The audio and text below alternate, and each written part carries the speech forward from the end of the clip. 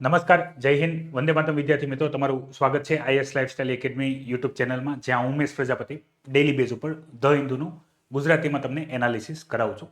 આ એનાલિસિસમાં આપણે નેશનલ અને international news exam point of view જે અગત્યની હોય એની આપણે ચર્ચા કરીએ છીએ ટૂંકાક્ષરીમાં. તમે નોટ્સ બનાવી શકો એ હેતુસર આપણે આની પીડીએફ ટેલિગ્રામ ચેનલમાં પણ અવેલેબલ કરાવીએ છીએ અને આના રેગ્યુલર નોટિફિકેશન માટે તમે આઈએસ લાઇફસ્ટાઇલ એકેડમી યુટ્યુબ ચેનલને પણ સબસ્ક્રાઇબ કરી શકો છો. માહિતી શરૂઆત કરીએ પહેલાં, વિદ્યાર્થી મિત્રો, યુપીએસસી 2025 બેચ જે 20 જાન્યુઆરીથી સ્ટાર્ટ થવાનો છે એની અંદર એડમિશન સ્ટાર્ટ થઈ ગયા છે પ્રિલિમ્સ અને મેન્સવાળા બેચમાં.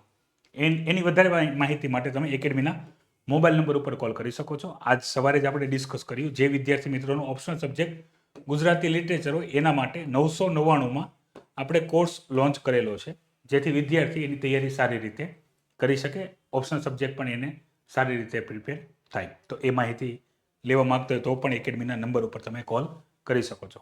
અને તમે કોઈ પણ UPSC Gujarati medium, GPSC class 1-2, NCERT અને ગુજરાતી લિટરેચરનું કોઈ પણ મટીરિયલ ઈચ્છતા હો તો એકેડમીના મોબાઈલ નંબર પર કોલ કરીને મંગાવી શકો છો.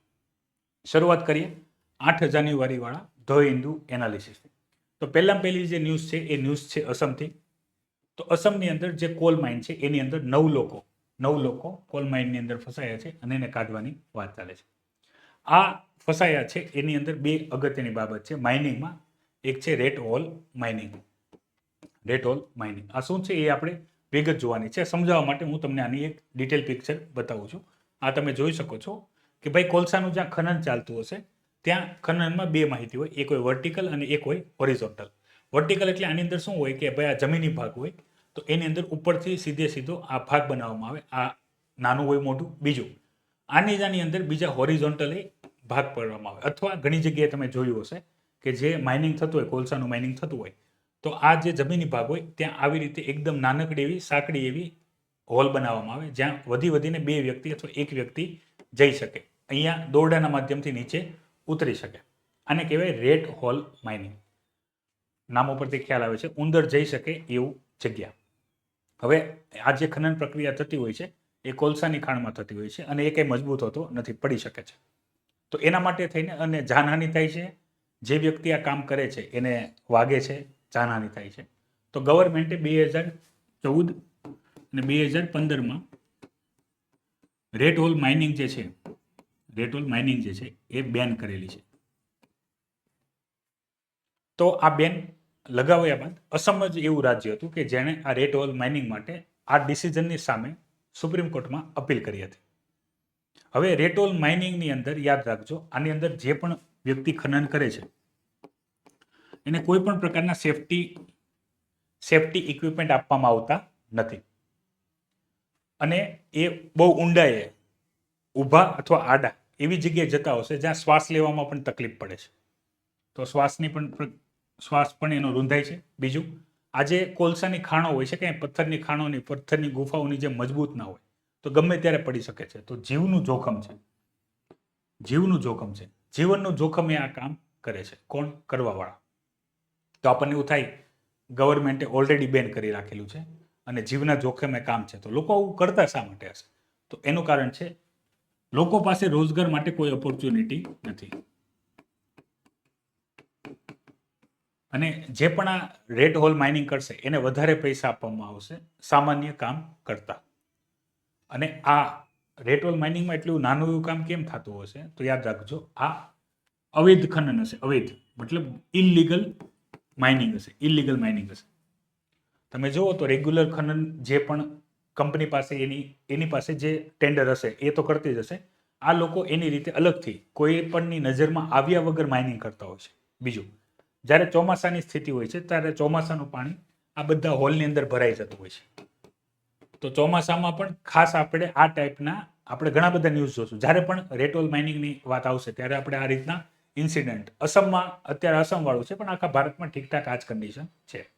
હવે કોલ માઇનિંગની એક તો આપણે આ બાબત જોઈ લીધી. હજી એના પડકાર જે છે એ એન્વાયરમેન્ટ એન્ડ ઇકોલોજીમાં આવશે. એ આવશે soil pollution, water pollution, air pollution. બધી જ જગ્યાએ આ માઇનિંગ એક્ટિવિટી જે ઇલીગલ રીતે કરવામાં આવે છે, પર્યાવરણને ધ્યાનમાં લીધા વગર કરવામાં આવે છે તો એ થાય છે. તો એક પહેલાં સોઇલનું લઈ લઈએ જમીનમાં. તો જ્યારે જમીનનું આ રીતનું ખનન થાય છે ત્યારે જમીનનું ઇરોઝન, સોઇલ ઇરોઝન ફાસ્ટ થાય છે. ઘણી વખત આ માઇનિંગ કરવા માટે વૃક્ષો કાપવામાં આવે છે. તો વૃક્ષો કાપવાને લીધે જમીન ખુલ્લી થઈ જાય છે.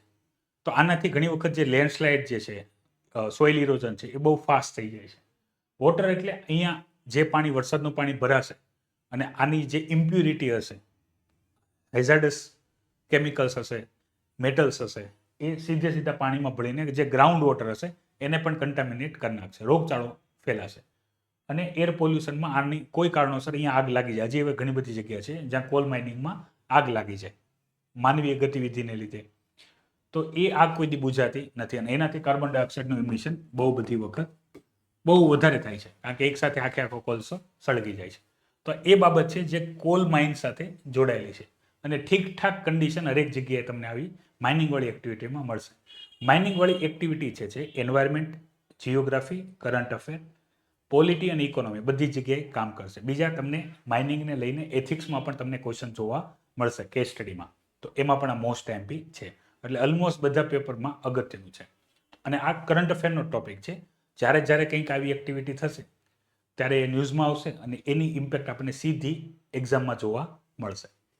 તો પહેલો ટોપિક થઈ ગયો માઇનિંગવાળો. બીજી જે બાબત જે છે એ છે કર્ણાટકે સેન્ટરની જે ઇલેક્ટ્રિસિટી રૂલ્સ છે એને રોક્યા છે. આખું મેટર શું છે ધ્યાનથી સમજો. તો ગવર્મેન્ટે, મતલબ સેન્ટ્રલ ગવર્મેન્ટે 2022માં green energy open access rule પ્રસ્થાપિત કર્યા.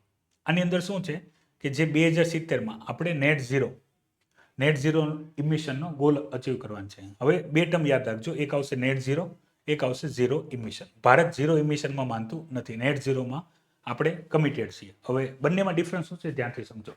તો આ બાબતો છે કાર્બન ડાયોક્સાઇડ માટે, આ બાબત છે કાર્બન ડાયોક્સાઇડ માટે. હવે નેટ ઝીરોમાં શું થશે? નેટ ઝીરોમાં કે આપણે કોઈ પણ એક્ટિવિટી કરીએ છીએ, ઇલેક્ટ્રિસિટીની આપણે રિક્વાયરમેન્ટ છે તો આપણે થર્મલ પાવર પ્લાન્ટ છે એની અંદર આપણે ઇલેક્ટ્રિસિટી પ્રોડ્યુસ કરીએ છીએ તો એની અંદર કાર્બન ડાયોક્સાઇડ ઉત્સર્જન થાય છે. દહનવાળી એક્ટિવિટી કરીએ છીએ, પછી મેન્યુફેક્ચરિંગવાળી એક્ટિવિટી કરીએ છીએ, ડોમેસ્ટિક યુઝ કરીએ છીએ, તો એમાં જે કાર્બન ડાયોક્સાઇડ ઉત્સર્જન થશે એ આપણે વૃક્ષો વાવીને જે ઉત્સર્જિત થયેલો છે એને આપણે ફરીથી સ્ટોર કરી લેશું. માનો કે 100 યુનિટ કાર્બન ડાયોક્સાઇડ ઉત્સર્જિત થયા હોય તો આપણે 100 યુનિટ એને ફરીથી શું કરી નાખીએ? હોલ્ડ કરી નાખીએ. તો આને કહેવાય નેટ ઝીરો. ઝીરો ઇમિશન મતલબ કાર્બન ડાયોક્સાઇડનું ઉત્સર્જન જ ના થવાનું. તો ઇન્ડિયા નેટ ઝીરોમાં છે. આ ફિલ્મ્સ માટે અગત્યનું છે, આ યાદ રાખજો 2070. તો આ જે 2022 વાળા જે રૂલ્સ છે એને કર્ણાટકા હાઈકોર્ટે, સુપ્રીમ કોર્ટને અહીંયા રોક્યા છે. એનું કારણ જે છે એ છે ઇલેક્ટ્રિસિટી એક્ટ 2003. એના અંદર સબક્લોઝ છે સેક્શન 42 એન્ડ 181. એની અંદર એવું લખેલું છે કોઈ પણ રાજ્યની અંદર ઇલેક્ટ્રિસિટીનું ડિસ્ટ્રીબ્યુશન, ટ્રાન્સમિશન અને એને લઈને અપડેટનો તમામ અધિકાર સ્ટેટ ઇલેક્ટ્રિસિટી બોર્ડને છે. ડિસ્કોમ કંપની જેટલી પણ છે. હવે ડિસ્કોમનો મતલબ શું થાય છે? તો ઇલેક્ટ્રિસિટી ડિસ્ટ્રીબ્યુશન કંપની જે હોય. હવે એ પણ ધ્યાનથી સમજો, ઇલેક્ટ્રિસિટી પ્રોડ્યુસ થતી હશે પ્લેસ એ ઉપર. ઇલેક્ટ્રિસિટી જે હશે એ પ્રોડ્યુસ થતી હશે પ્લેસ એ ઉપર અને જે સિટી અને વિલેજ હશે એ હશે પ્લેસ બી ઉપર. તો અહીંયાથી જે પ્રોડ્યુસ થાય છે, બની શકે ગવર્મેન્ટ કરતી હોય અથવા નોન ગવર્મેન્ટ કરતી હોય. તો આ જે પ્રોડ્યુસ થાય છે એને અહીંયાથી લઈ જતી જે કંપની હોય એને કહેવાય ડિસ્કોમ, ઇલેક્ટ્રિસિટી ડિસ્ટ્રીબ્યુશન કંપની. તો આ જે પણ ડિસ્કોમ કંપની અહીંયાથી જે ઇલેક્ટ્રિસિટી જનરેટ થાય છે અને વિલેજ, સિટી, ઇન્ડસ્ટ્રીયલ એરિયા જ્યાં સુધી લઈ જાય છે, તો આ ડિસ્ટ્રીબ્યુશનનું કામની બધી કંટ્રોલ આ ડિસ્કોમ ઉપર સ્ટેટની જે ઇલેક્ટ્રિસિટી બોર્ડ હશે એનું રહેશે, ના કે સેન્ટરનું. અને આ નિયમની અંદર સેન્ટરે એમના જે અધિકાર છે એનું વાયોલેશન કર્યું છે. તો આના આધારે કર્ણાટકા હાઈકોર્ટે સુપ્રીમ કોર્ટને રોક્યા છે, બરાબર, સેન્ટરના જે ઇલેક્ટ્રિસિટી છે એને રોક્યા છે. હવે આપણે એટલી માહિતી તમને સમજાઈ ગઈ હોય તો હવે આપણે જે સમજવાનું છે એ છે green energy open access rule જે છે એ છે શું? તો એમાં એવી રીતે હતું કે જે ગ્રીન એનર્જી છે, ગ્રીન એનર્જી એનો આપણે પ્રચાર કરીએ. ગ્રીન એનર્જીનો પ્રચાર મતલબમાં જેટલી પણ સ્ટેટ છે, ડિસ્કોમ છે, સ્ટેટ છે, ઇવન આપણે પબ્લિક છીએ, તો આપણે બધા ડિમાન્ડ કરીએ કે ભાઈ અમારે થર્મલ પાવર પ્લાન્ટવાળી જેટલી ઇલેક્ટ્રિસિટી હોય એનો અમે યુઝ કરવા નથી માંગતા. એનું કારણ છે અત્યારે જે થર્મલ પાવર પ્લાન્ટ છે, થર્મલ પાવર પ્લાન્ટ કે એટલે જેની અંદર કાર્બન ડાયોક્સાઇડનું ઇમિશન થતું હોય, કારણ કે કોલસા બેઝ આપણે ઇલેક્ટ્રિસિટી પ્રોડ્યુસ કરીએ છીએ, એ મોર દેન 60% ઇલેક્ટ્રિસિટી થર્મલ પાવર પ્લાન્ટથી જ આવે છે, એનાથી કાર્બન ડાયોક્સાઇડનું ઇમિશન થાય છે.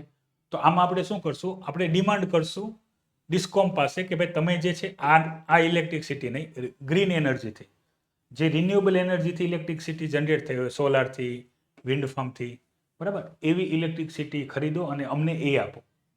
આનાથી શું થશે, ડિમાન્ડ વધશે તો ઓટોમેટિક જે ઇલેક્ટ્રિસિટી ડિસ્ટ્રીબ્યુશન કંપની જે છે એ રિન્યુએબલ એનર્જી પાસેથી એનર્જી ખરીદશે, એ તમને સપ્લાય કરાવડાવશે. તો આનાથી આપણે ધીમે ધીમે, ડિમાન્ડ જ એની હશે તો, હા બની શકે એના માટે શરૂઆતમાં ખર્ચ વધારે હોય, પણ જેમ એની ડિમાન્ડ વધી જશે ને વધારે ઇલેક્ટ્રિસિટી પ્રોડ્યુસ થવા લાગશે, એમ એનો ખર્ચ ઘટી જશે. એટલે આને કીધું છે cost reduction, sustainable, green energy, ઇલેક્ટ્રિસિટીનું કામ આપણે વધારવાનું છે. તો આપણા સહયોગથી થશે, સહયોગ વગર થશે નહીં. હવે વાત કરી લઈએ એકદમ ફેક્ટ ડેટા, કે શું આપણે વિચારીએ એ રીતે થઈ શકે છે. તો એનો જવાબ છે અત્યારમાં બની શકે કે જે થર્મલ પાવર પ્લાન્ટથી બહુ મોટી ઇલેક્ટ્રિસિટી આપણે બનાવીએ છીએ, જેમ ઇન્ડિયાનું ડેવલપમેન્ટ થાય છે એમ ઇલેક્ટ્રિસિટીની ડિમાન્ડ વધે છે. મેં તમને આની પહેલાંય કીધું છે, તમારે અનુભવ કરવો ઇલેક્ટ્રિસિટી વગર તમારું જીવન કેવું છે, તો એક વખત મેઇન સ્વિચ બંધ કરીને એક દિવસ કાઢવા ટ્રાય કરજો, એટલે બધો આઈડિયા આવી જશે. તો જેટલું વિલેજ અને સિટીનું ડેવલપમેન્ટ થશે ઇકોનોમિકલી, એટલી ઇલેક્ટ્રિસિટીની ડિમાન્ડ વધશે. અને એની સામે આપણે થર્મલ પાવર પ્લાન્ટ હોય કે સોલર પાવર પ્લાન્ટ હોય કે જે આપણે નવીકરણીય જે ઉર્જા હોય એનાથી આપણે જે ઇલેક્ટ્રિસિટી જનરેશનની વાત હોય, કે રેડિયો એક્ટિવ સબસ્ટન્સથી આપણે જે ઇલેક્ટ્રિસિટી પ્રોડ્યુસ કરવાનો એનો જે પ્લાન્ટ હોય એ ઇઝીલી બનતા નથી. ડિમાન્ડ તો બહુ ફાસ્ટ વધી જશે, નવું એરિયા બનશે, નવી સિટી બનશે, નવી ઇન્ડસ્ટ્રી બનશે, ઇલેક્ટ્રિસિટીની ડિમાન્ડ તો વધી જ જશે, પણ એની સામે આપણે ઇલેક્ટ્રિસિટી કરી શકતા નથી. તો અત્યારે આપણે એના એક ઉપાય સ્વરૂપે શું કરીએ છીએ કે ભાઈ રૂફટોપ, આપણા ઘર, ઓફિસ, બિલ્ડિંગ, ત્યાં જે પણ સોલર પેનલ નાખી શકાય નાખીએ છીએ. એટલે એક આપણે એ રીતે ઘટાડીએ છીએ. આપણે જેટલી ડોમેસ્ટિક ઇલેક્ટ્રિસિટી ઓછી યુઝ કરશું એટલી ઇલેક્ટ્રિસિટી ઇન્ડસ્ટ્રીને વધારે મળશે, ડેવલપમેન્ટ થઈ શકશે. આપણે ડિમાન્ડ કરવાનું જ છે, કારણ કે માનો કે અત્યારે તમે દિલ્હીની હાલત જુઓ, દિલ્હીમાં તમને લાખ રૂપિયા સેલરી આપશે, પણ હું તમને કહું તો 60,000 રૂપિયા તમારા હોસ્પિટલ જ આપવાના છે, તો એ લાખ રૂપિયાનો શું મતલબ? તો સેમ વસ્તુ, તમે એન્વાયરમેન્ટના ભોગે જો વધારે પ્રગતિ કરી લેશો તો તમારી પાસે પૈસા તો હશે, પણ એને ખર્ચ કરવા માટે જીવન હશે નહીં, કારણ કે ઘરની બહાર જ નથી નીકળવાનું, ઘરની અંદર જ રહેવાનું છે. તો એ વધારે બેનિફિટ નહીં આપે. પર્યાવરણને બચાવવું જરૂરી છે, એટલું મગજમાં યાદ રાખીને. હા, એના માટે આપણે કિંમત ચૂકવવી પડીએ કેમ છે, અને જ્યાં વાત કિંમત નહીં આવે ત્યાં ભારતમાં ઘણી વખત વિરોધ બહુ મોટા લેવલે આપણે જોઈ શકીએ, કારણ કે ઓલરેડી ઇલેક્ટ્રિસિટી અત્યારે મોંઘી છે. હજી મોંઘી થશે તો લોકોનું જીવન વધારે દુઃખમય બનશે, કારણ કે આવકના સ્ત્રોત એટલા બધા નથી જેટલા જાવકના સ્ત્રોત વધે છે.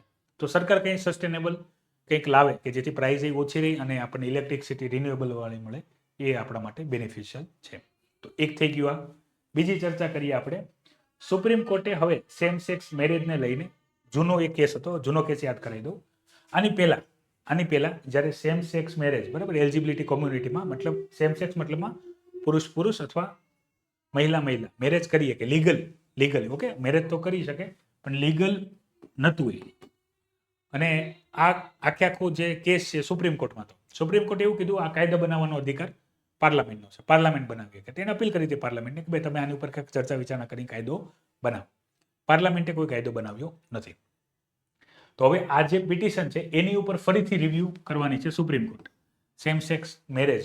કારણ કે પાર્લામેન્ટે અલાઉ કરી દીધું હતું, પણ એ અલાઉ કર્યું હતું એક નૈતિક જીવન તરીકે, ભાઈ રાઇટ ટુ લાઈફ, આર્ટિકલ 21, એના અંતર્ગત તમને સ્વતંત્રતા છે, તમે કોઈ પણ વ્યક્તિ સાથે જે રીતના તમે સંબંધ રાખવા માંગો રાખી શકો છો, એમાં અમે બાધ્ય બનતા નથી. પણ એને આખી હવે જે બાબત છે એ છે લીગલ માટે, મતલબ પુરુષ સ્ત્રીના મેરેજ હશે, લીગલ હશે, રજિસ્ટર મેરેજ કહેવાય ને.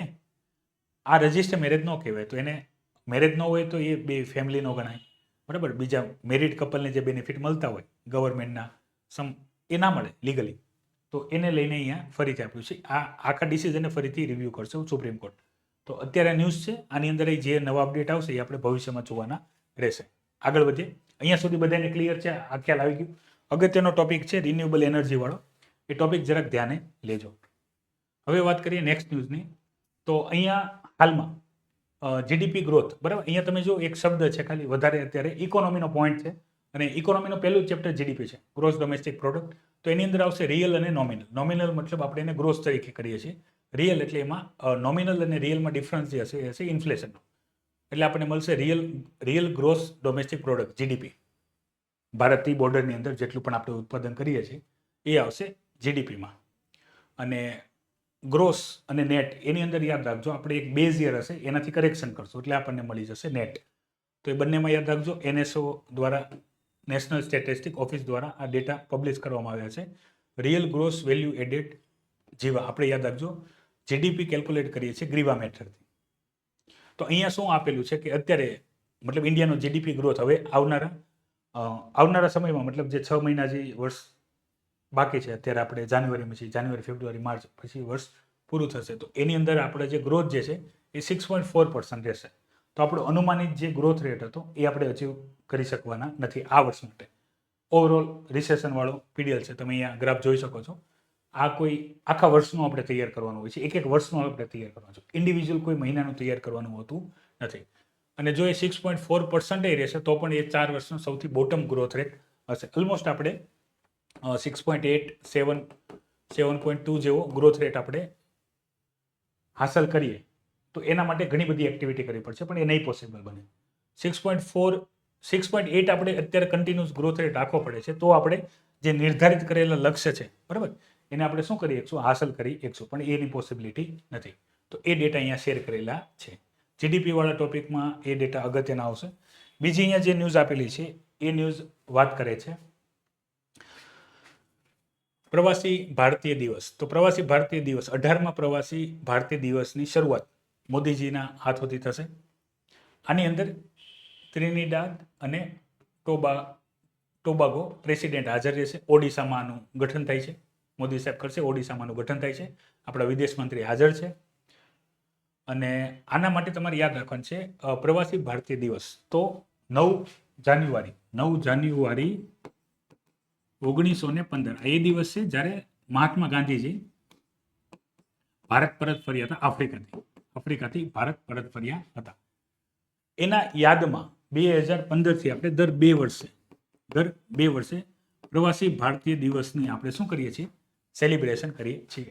એમાં ટોટલ 3000 ડેલિગેટ્સ મતલબમાં ડિપ્લોમેટ્સ અને ઘણી બધી કન્ટ્રીના મિનિસ્ટ્રીયલ લેવલના delegates, merits, Malaysia, south Africa, અને આની સિવાય Malaysia, merits, Oman, Qatar, UAE, UK, US બધા ઓડિશામાં ભેગા થશે. 3 દિવસનો કાર્યક્રમ છે આખો, અને કદાચ વધારે ચાલી શકે છે જો આ ડેલિગેટ્સ ભારતમાં રહેશે તો આનો બેનિફિટ મળશે. આનો શું બેનિફિટ મળશે? આનાથી શું થશે, એક કાર્યક્રમ તમે સેલિબ્રેશન કરો, આનાથી અહીંયા જેટલી પણ કન્ટ્રી આપેલી છે જે નથી પણ આપેલી એ બધી સાથે કોઓપરેશન આપણે વધારી શકીએ. બીજું, પ્રવાસી ભારતીય દિવસ જે ભારત છોડીને પણ ભારતની બહાર ગયા છે, NRI છે અથવા ભારતીય મૂળના લોકો છે. હવે NRI અને ભારતીય મૂળમાં ડિફરન્સ શું છે? NRI અને ભારતીય મૂળના આમાં ડિફરન્સ શું છે? તો ભારતીય મૂળના જે વ્યક્તિ હશે એ હવે ભારતીય નહીં હોય, એની પાસે સિટીઝન ભારતીય હશે નહીં, એને કોઈ બીજા દેશની નાગરિકતા લઈ લીધી હશે. પણ NRI જે હશે એ ભારતીય સિટીઝન હશે, ઇન્ડિયન સિટીઝન હશે. એને આપણે NRI કહીએ, નોન રેસિડેન્શિયલ ઇન્ડિયન, મતલબ છે ઇન્ડિયન પણ ભારતમાં રહેતા નથી. તો એ લોકોને એક આવવાનો મોકો મળે કે ભાઈ એક સેલિબ્રેશન છે, ચાલો આપણે ઘરે પાછા જઈએ. આપણા માટે દિવાળી છે તો એના માટે એક આ દિવસ થઈ શકે. બની શકે ત્યાંની સરકાર પણ કોઓપરેટિવ હોય તો આવવાની પરમિશન આપી પણ દે. પછી ત્યાં એ આવે, એની સ્કૂલ જોવે, એની કોલેજ જોવે, એના મિત્રોને મળે, એના રિલેટિવને મળે, તો થોડુંક ટ્રાન્સપોર્ટેશન યુઝ કરે, હોટલ યુઝ કરે, પછી રેસ્ટોરન્ટ યુઝ કરે. આવી રીતે માનો કે ઓછા નામે હજારો વ્યક્તિ પણ જો ભારત આવે છે તો ટુરિઝમને બહુ સારો સપોર્ટ મળશે. કલ્ચરલ, પછી મેં તમને એજ્યુકેશનલ કીધું, હોસ્પિટલ લેવલે ઘણી વખત એવું થાય છે. આ સવાલ તમારી જીવનમાં કદાચ બનશે, તમે સફળ બનશો તો તમે જ્યારે તમારા ગામ જશો ને તમારા ગામમાં કંઈક રિક્વાયરમેન્ટ હશે ને જો તમે સંપન્ન હશો કોઈ પણ રીતે, શૈક્ષણિક રીતે, આર્થિક રીતે, સામાજિક રીતે, તો તમારાથી જે મદદ થતી હશે તમે તમારા ગામને મદદ કરશો તમારાથી, તો એક ડેવલપમેન્ટ એ થશે. તો આ બધા ઉદ્દેશ્યથી આપણે દર 2 વર્ષે આનું સેલિબ્રેશન કરીએ છીએ. તો આ 2025માં અત્યારે થાય છે, તો હવે 2027માં થશે. બાબતો અહીંયા નોટ કરી લેજો, ના ખબર હોય તો. આગળ વધીએ.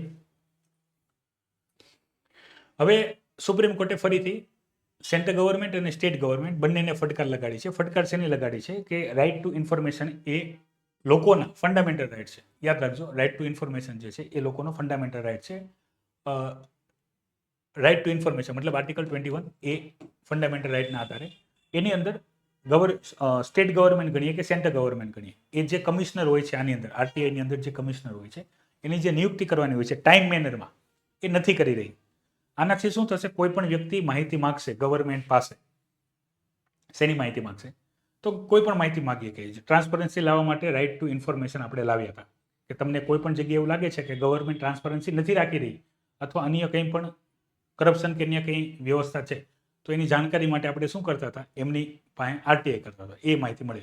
પણ ઘણી બધી જગ્યા વેકેન્સી છે તો લોકોના જે રિક્વેસ્ટ છે, રિક્વેસ્ટ પેન્ડિંગ થયા કરે છે, તો રાઇટ ટુ ઇન્ફોર્મેશનનું વાયોલેશન ગણાય છે. એના માટે લોકો સુપ્રીમ કોર્ટ ગયા, સુપ્રીમ કોર્ટે સરકારોને ફટકાર લગાડી પણ જ્યાં પણ વેકેન્સી છે એને ફૂલફિલ કરો અને રાઇટ ટુ ઇન્ફોર્મેશનની વ્યવસ્થા લોકોને ઇઝીલી થાય એવી તમે વ્યવસ્થા કરો. તો આ એક બાબત યાદ રાખજો.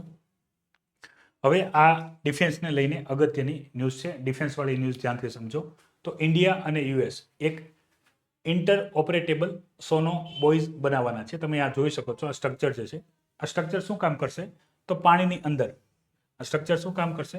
તો પાણીની અંદર કોઈ પણ સબમરીન છે કે નહીં, પાણીની અંદર કોઈ પણ સબમરીન છે કે નહીં, દાખલા તરીકે અહીંયા કોઈ સબમરીન હોય, ઓકે, આ ટાઈપની, તો આને આ ઇક્વિપમેન્ટના આધારે આપણે શું કરી શકશું? ફાઇન્ડ કરી શકશું. એની શોધ ચાલી રહી છે અને સફળ થઈ જશે તો ખાસ આપણે આ કરશું, ચાઇના સામેદાનો યુઝ કરશું. એ ઇન્ફોર્મેશન આપેલી જ છે કે ભાઈ આ ઇન્ફોર્મેશનથી ચાઇનીઝ સબમરીન જે ઇન્ડિયન ઓશનમાં, હિન્દ મહાસાગરમાં હશે એની માહિતી આપણને ઇઝીલી મળી જશે. તો એના માટે હવે તમને પૂછાય, આ ફિલ્મ્સ માટે અગત્યનું છે. ફિલ્મ્સમાં તમને પૂછાઈ શકે છે કે જે સોનો બોયસ છે શું છે, એક્ઝેક્ટલી એ શું છે? તો એક ડિવાઇસ છે જેના દ્વારા પાણીની અંદર સબમરીનની લોકેશન આપણે જાણી શકશું. બીજી અહીંયા વાત કરી છે ઇન્ડિયન એરફોર્સના ચીફે, એણે અહીંયા એ વાત કરી છે. પેલા વાત શું કરી છે સમજી લો પછી ખ્યાલ આવી જશે. તો એણે એવું કીધું કે 1984માં 40 એરક્રાફ્ટની ડીલ સાઇન થઈ હતી. 2025 આવી ગયું છે, હજી એ પ્રાપ્ત થયું નથી. સમજાય છે? એક પ્રકારનું કટાક્ષ છે. તો એણે એવું કીધું કે અત્યારમાં હાલમાં 2025 ચાલે છે, 2025માં નવી ટેકનોલોજી, નવા ઇક્વિપમેન્ટ, નવા ડિફેન્સ ઇક્વિપમેન્ટ બને છે. જો 1984માં સાઇન થઈ છે, 2025 સુધી નથી મળ્યા, તો 2025ની ટેકનોલોજી આપણને ક્યારે મળશે? તો એ જ વસ્તુ અહીં આપેલી છે કે ટેકનોલોજી જો ટાઈમ મેનરમાં ન મળે તો એનું કોઈ રિલિવન્સ નથી. તો એક પ્રકારે શાબ્દિક વિરોધ દર્શાવ્યો છે ઇન્ડિયન એરફોર્સ ચીફે. તો આ ધ્યાને લેવા જેવી બાબત છે. આ બંને બાબત આવશે સાયન્સ ઇન ટેક અને ડિફેન્સમાં. સાયન્સ ઇન ટેક અને ડિફેન્સમાં આ આવશે નેવી, આર્મી, આ નેવીમાં આવશે ને આ આવશે એરફોર્સની માહિતી. ઇન્ડિવિજ્યુઅલ આવી કોઈ પણ માહિતી આવે તો આની ઉપર જરાક ફોકસ કરીને કામ કરવું. ડિફેન્સ પણ અગત્યના ક્વેશ્ચન આપણા માટે બની શકે છે. દિલ્હીમાં એક ચરણમાં ઇલેક્શન થવાના છે. એક ચરણ એટલે એક જ વાર ઇલેક્શન થાય, આખું દિલ્હીનું ઇલેક્શન પતી જાય, પોપ્યુલેશન આધારિત હોય. યુપીમાં 7 થી 8 ચરણોમાં ઘણી વખત ઇલેક્શન થતા હોય છે, અલગ અલગ એરિયા વાઇઝ, કારણ કે ઇક્વિપમેન્ટ અને લોકો વધારે વોટિંગ કરતા હોય છે.